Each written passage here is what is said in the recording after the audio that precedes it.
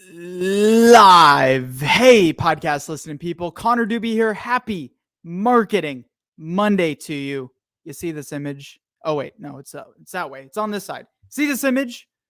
B2B Mentors podcast. Let's talk about it. Let's go.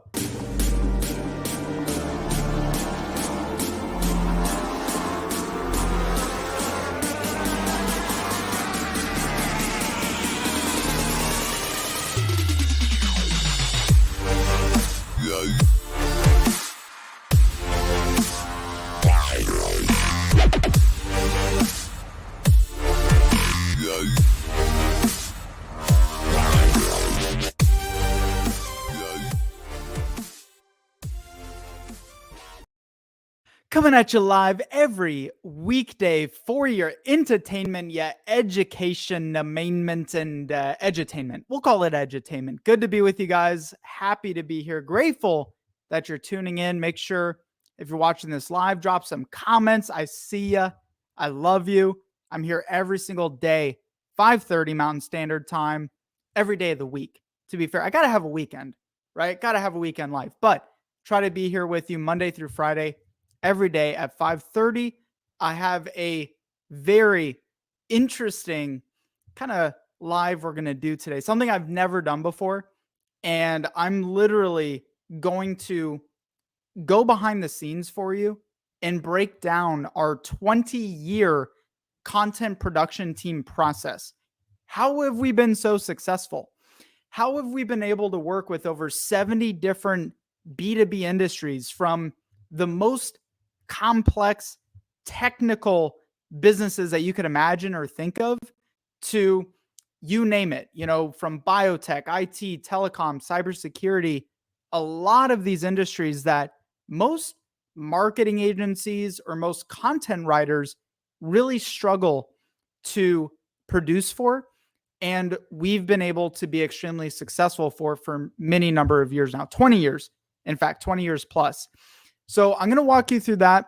Make sure if you're listening and you want to see the visuals of this, you can check it out on Facebook, blank there, Facebook, LinkedIn, and YouTube. You can check out the visuals. And also, if you're watching this, you're passing by, you want to say, hey, I'd like to check out the podcast. I like to listen to the audio version on the go. Then you can check that out on all of your favorite podcast apps. You just go find B2B Mentors and we will be there. So real quick, let me make sure, because we're having some tech difficulties, as happens from time to time when you're doing this. Okay, we're good. We're streaming. If you guys are watching this, please like this. Please share this. If even not for you, share this for somebody else in your network who might want to watch. Drop a comment. Let me know what you think of the haircut. I got rid of the afro I had going on there. And I want to share with you a story. The story of really how I've been an entrepreneur since the age of 7 and got into the world of, marketing over the years, just of having a passion for business, starting businesses, launching businesses.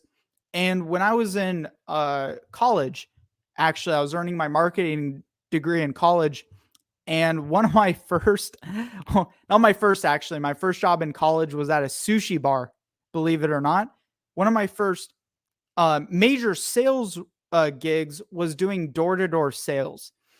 And this is often the face. It's hard to tell which way I'm pointing. I think that's the right direction. Is that right? Guys, give me a thumbs up. Often the face that I'd be met with, right? You go to somebody's door, you disrupt their day. They're trying to feed their kids. They're trying to feed their family. They had a terrible day at work. There's lots of traffic, whatever. And then here I show up trying to sell them a product. But I was pretty successful at it after I learned, right? I was there for quite a while. Most people don't last in door-to-door sales for 2.5 weeks. And by the way, if you've done door-to-door sales before, let me know. Okay, we are a brethren, brothers and sisters together. If you've ever done that before, it's not easy. And so I used to go to folks' door, and something interesting would happen that would catch my attention. And it has really played a big role in how I go about marketing nowadays, right? In B2B marketing. And even though this was a consumer, type relationship, when you're in B2B marketing, at the end of the day, you're selling to people. And so the concepts are very similar in a number of ways. So I realized eventually I go to somebody's door and they'd be like, dude, you guys again? Like, you were just here last week and someone from your company was here the week before them. And by the way, this is a home improvement business, just for context. That the company shall not be named. But then they would express, by the way, I saw you guys at the home and garden show and you're doing like some demos and a raffle or whatever. And isn't this flyer, right? They'd pick up a piece of paper that they'd find on their doorstep and be like, isn't that your guys' flyer? Someone dropped off at another time. And I just got an email from you this morning too, by the way. And I was scrolling through my Facebook feed, and what would you know? There is your advertisement. And oh man, there's a commercial on TV right now, and that's you guys on the commercial. Okay, you know what? Sign me up. I need what you have. And the light bulb would go off. I'm like, wow, this person literally saw us show up 5, 6, 7, 8, 10, 15 times before the light bulb went off for them. And timing, money, need, opportunity, all these things aligned for us to be able to work together, right? For us to be able for them to transact and do business with our company. And at the root of all of this, I started trying to pick apart, okay, what is causing this? What is the infrastructure what's the delivery vehicle for getting people's attention? And the main delivery vehicle is really content, right? Whether you're doing an ad, whether you're doing an email, whether you're doing a trade show, whether you're doing a conference, you name it, at the heart of all of it, at the root of all of it is really content. Content equals context. And it's context as to the personality of your business, right? How you communicate, why you're superior over competitors, why you truly are a thought leader over anybody else in the industry. By the way, those of you liking this live, I appreciate you much. Help spread the word. Thank you, thank you, thank you. So content is context to everything, and content is also the delivery vehicle of consistency. People have to see you show up, and the mechanism is content, right? Whether it's written content, it's video content, it's digital content, it's on paper. Content is how you show up, and I've been hammering on this for years. If you're looking at anything in your business, anything you're doing marketing wise, content is one of the most important things that you can do for your business, for your marketing department, is having consistency in your content. But people really struggle with this, right? It's hard to come up with a lot of content, and it's hard to produce it. And it's difficult too to find the right person to outsource it to. It's difficult to find the right vendor to go to because, and I've heard it, like we've been known as the vendor of last resorts when it comes to content. People have tried so many different ways to get even just their blogs done through a vendor. Wasn't consistent. They ended up having to do a lot more of the work. There were grammar mistakes. There were contextual mistakes. They are in a very technical industry and just couldn't get their content producers to get up to the level of quality that they're looking for. So I want to share this with you first off. Okay. What kind of content should your business be focused in on? What kind of content should you be producing and distributing to your channels, on your website, with your ads, with your email list, especially if you have an in-house email list that you've built up over the years. And my answer to that is this term that we came up with called the trifecta effect. So, what is the trifecta effect? Well, everyone in your audience self-educates themselves differently. So when it comes to content, it's not about video. It's not about blogs. It's not about graphics. And it's not about podcasts, which a lot of you would be surprised to hear me say. You really need all of the above today to be successful in the modern world. Everyone, right? I'm a younger millennial, but I also still read a lot of articles. Like I read 10 articles this morning. I always am self-educating and I read articles. I also have physical, copies of books. And I know baby boomers who only watch video. And that's their preferred method of self-educating, is they only prefer to consume video content.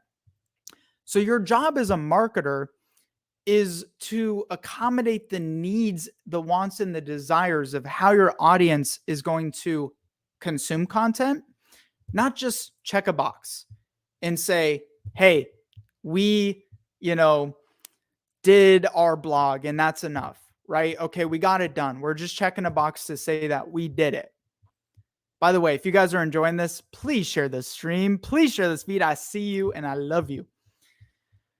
So we're not doing content just to check a box. Now, me personally, you see me as a content machine, but it's really not just me. I have a whole team behind me that does this. And same with our clients, right? They use our whole team of folks with many number of years of experience to get their content done. But where do we come up with all this content? It's difficult, right? Like if I was in front of a stage right now, I'd be like, raise your hand if you have trouble coming up with topics to write about or to do videos on. So I'm going to share a couple ideas. And by the way, hang around till the end, because once I get through this, I'm going to literally walk you through step by step how we built our production process. So if you're a CMO, you're a product marketing director, you're VP of marketing, you oversee building your marketing team and building your content team. Whether you do it outhouse or in-house, then I'm going to show you how to actually do this. So you right now watching this, listening, you have so many more resources to work with than you probably realize. SMEs on your team. Are you actually doing enough interviews with subject matter experts, SMEs, subject matter experts, not only inside, but also outside your team? Whoops. So SMEs is one avenue, but maybe you're not capturing this, right? Maybe you're getting some insights, but you're not actually putting their brand on it. I like to go to other influencers in our industry and do a podcast together, for example. And then I don't have to come up with the ideas for the content. They're coming up with the ideas for the content. Interviews with your sales team, collaboration content. This doesn't have to just be in the form of podcasts. I can reach out to literally my prospects and almost like I need to rename this for this talk, because what it really is prospect generated content. I can reach out to my prospects and say, hey, would you be interested in doing a 5-10 minute interview? And we'll create a graphic of it together and maybe pull a quote, or maybe we'll take a 60-second clip and turn that into a LinkedIn video, or maybe we'll transcribe the audio version and turn it into an article. But again, if I'm struggling to come up with content, then these are, this is a really easy, like low hanging fruit that you may not even be thinking about to create more content. I'm baffled by how many marketers I talk to who don't even know the people in their sales department very well, let alone are interviewing people in their sales department. And so your sales team, they're talking to your prospects, and their prospects are the ones asking them questions, giving them objections, giving them, what's going on in their world. Like, what are the biggest problems I'm trying to solve? So if you're a smart marketer, you're going to take those insights and you're going to turn those into content topics. Another way is clients. How frequently are you using client testimonials, video testimonials, case studies, and not just plastering them on your website or keeping them hidden in the proposals that your sales team is sending out, but are you actually promoting them on social media in your advertisements, right? I can take a video testimonial of my client, take 5 minutes to record, 5 to 10 minutes, edit it, put some stuff on it, whatever, put it into LinkedIn, and then boost it into my newsfeed. A lot of us try to like hide those testimonials in that client oriented content behind the scenes, but there's so many different ways that you can tap in and use this. Cool. So how do I consistently create content? Well, there's three key methods. There's three key methods that you can do this. Okay, folks? It's Monday, guys. Come on, have some fun with me. Okay, so number one is self-crafted, so I can do this in-house. I'm going to build a team to, do this all completely in-house. I'm going to need writers, designers. I may have some freelancers. The second is the hybrid method. So I have partial of my team. Maybe I have some videographers, but I don't have a good graphic designer. So I'm going to go to freelancers for that. Okay. But ultimately, all your production is done in-house still, or outhouse, as I like to say it, which is kind of funny. That's my joke. I thought it was funny. Maybe. Or you can go total outsource method. Now, there's pros and cons to doing it in a number of different ways. We do live in a world where there's a lot of different vendors out there that can do what you do better, faster, and stronger and cheaper, right? And I'm not just talking cheaper price-wise, but think of cheap as in the cost of your time. How valuable is your time to do this kind of stuff?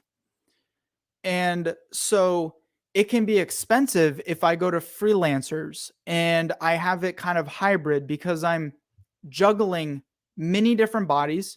I may have a lot more overhead that I'm working with at this stage, right? If I do it totally in-house, I may have 5, 6, 10 different internal hires just to pull this off. Or if I can find the right outsource method, then I can get it done stronger, better, faster. I don't have to deal with the overhead. I don't have to deal with the training, the employee retention, and all the headaches that come along with this. Now, consider this too. Many number of you watching this, your business does the same thing. If you're an IT business, your clients are going to hire you because it's more effective to bring your team on with your expertise. You have structures in place, you have processes in place, than trying to build this themselves. Or if they go to a consultant and someone tells them what to do, and then it doesn't end up actually getting done. Your company probably fulfills these needs for your clients in whatever your business is, whatever your industry is. You are probably an outsourced vendor of some sort for some industry because of these reasons, right? So, we kind of resonate in that way together. We're very, very similar in the sense of what I'm talking about here. So you get it. So if you want, I have never shared this live on LinkedIn before. Publicly live. I've done this once in a webinar, but I've never publicly shared this out. So if you want to take a screenshot of this, if you want to share, with your leadership team, this is something that you can swipe and literally build within your own company if you decide that doing it in-house versus outhouse is a better approach for you for content creation.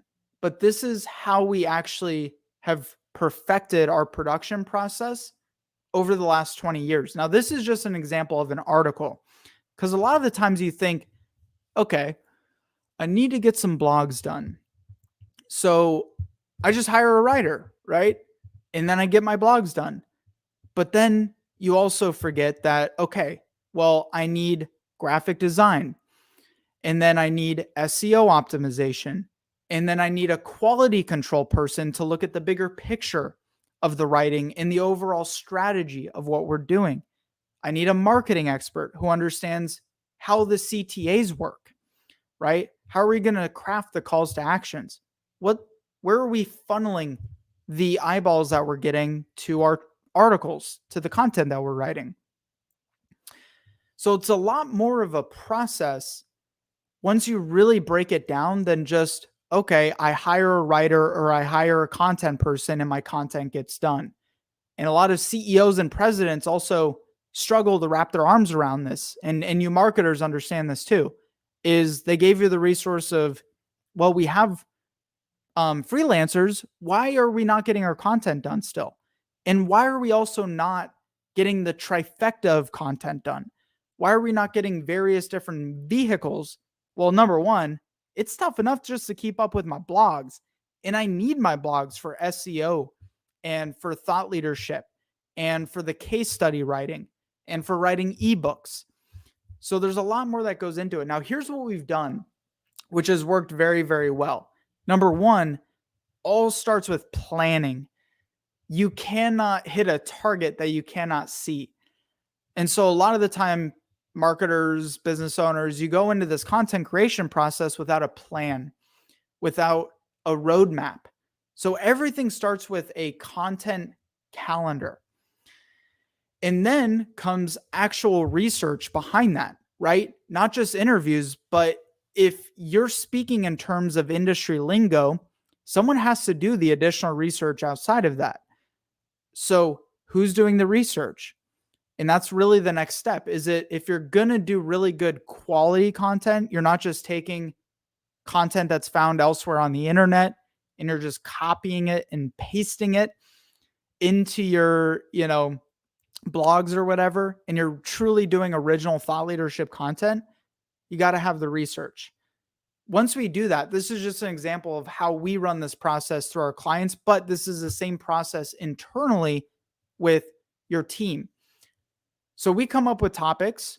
We first get those approved. Okay.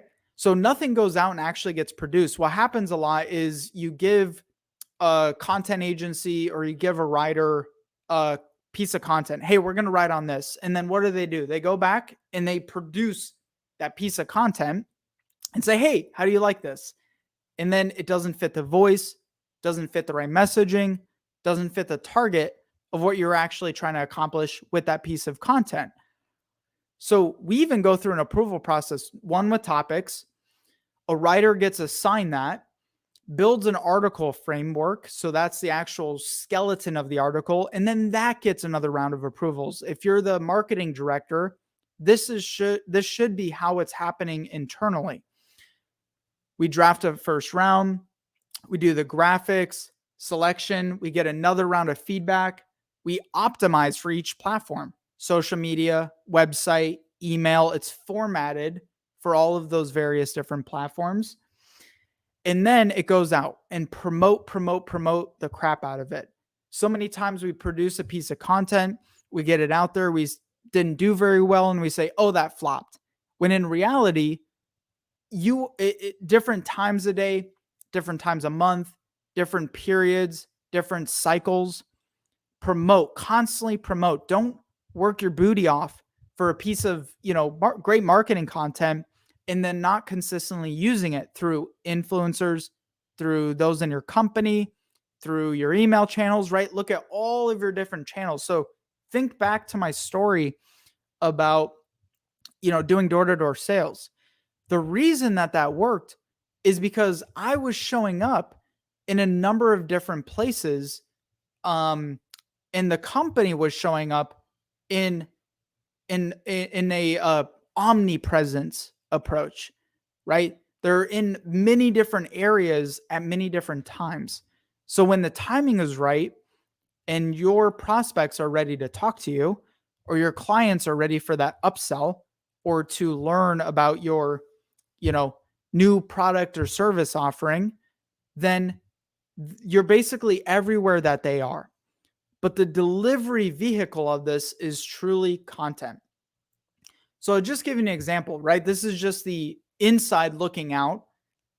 Our content team alone consists of a project coordinator who oversees all the project management, a research and an interview team, a quality control editor to go through all the bigger picture, make sure the quality's there, there's no editing mistakes. Like, the worst thing you want is you're putting content on your site and or social media and you got spelling mistakes. Now, I'm an exception because these live streams, I plug them in, so there's probably a spelling error in this live stream. But if I'm talking about deep thought leadership content, like a whole article, it needs to have quality control on it, right? We're fun. We're selling to marketers, but you, on the other hand, are selling to CIOs, CTOs, engineer directors, presidents, procurement managers, you name it. Engineers. Did I say engineers? Quality control editor, technical writers, graphic designers. You guys get the point. There's a lot more to this content creation game than what meets the eye.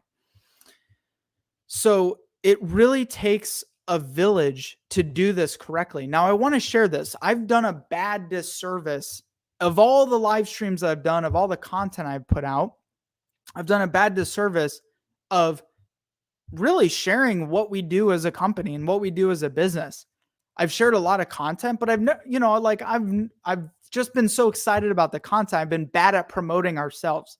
So our team at Active Blogs, by the way, if you want to get a quote and get an assessment of your content, how you're producing your content, where it's going, where you're spending too much, where you're spending too much time, where you're, maybe could cut down on the mini number of freelancers you're working with, the vendor that's not working out, that's not getting it right, that's making you do too much work. We offer these Trifecta Effect content marketing services. So if you want to start filling your marketing channels, email, social, your website, your SEO with different types of content, from videos, right? Imagine if your best client met with our team, did a 10-minute interview, and we turned it into a fantastic looking video and then promoted it out to all your channels. What would that do for your marketing? What would that do for people who are checking you out? Would they possibly be more interested because you're not just talking about yourself, but your best clients are saying great things about you? So this Trifecta Effect is set up for us to produce it for you, get it out into all of your key channels for you, save you a ton of time, get you a much higher quality process and product out there to your valuable customers and your valuable market, right? And also be consistent with it, right? So if that's interesting to you, I want to open the doors. I'd like to invite you to go check out our website. I'd like to invite you to hit the link, go fill out the What I Need Fast form at the top of our site. I'll get you a quote. If you qualify, we only have a limited number of slots for clients that we bring on each and every month, and even quarter. We're a very, very tight-knit team. We do a lot of deep diving and hand-holding with our clients and everything possible to keep them from having to do a lot of work. So check us out at activeblogs.com. For me, guys, make sure you check out the podcast. This was a little different than what I normally do. Went 30 minutes today, which is actually a lot of fun. I like doing long form stuff. I hope you got some value out of it. I hope you got some education out of it. I hope you got some edutainment out of it. Share this video, like it, share it with a marketer you love, and send me a DM if you have any questions. Direct message me, email me, ping me, send me a carrier pigeon. But with that, my friends, much love to you. Make it great. And I'll see you tomorrow at 5:30 Mountain Standard Time. See ya.